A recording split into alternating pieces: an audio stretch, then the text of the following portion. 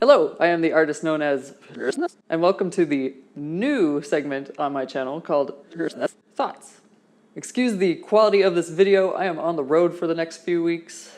This series is a little less process and a little more philosophy, but don't worry, my philosophy is art. So if that's why you follow my ramblings, then you'll still get your music, movies, and art fix out of these.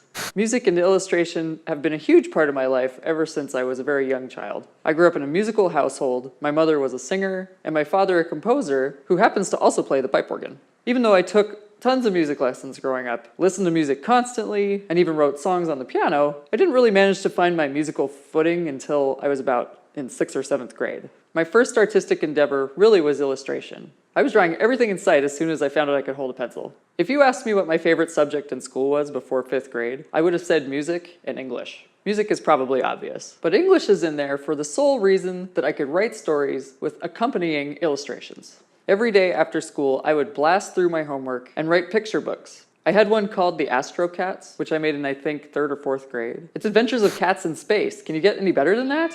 Maybe I should revisit this one.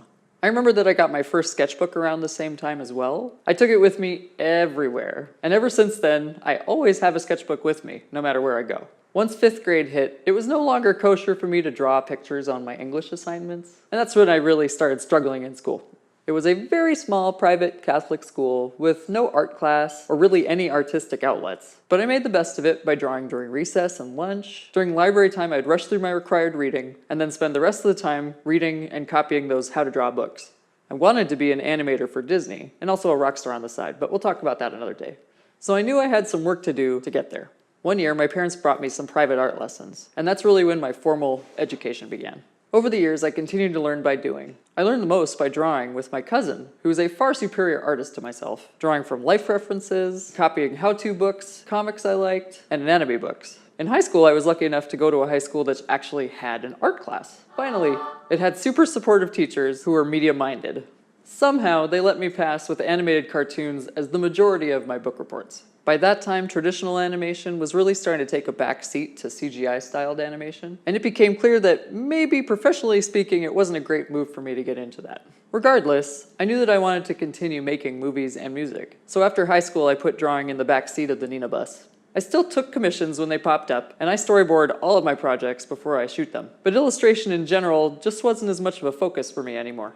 Today I'm picking it back up with a vengeance.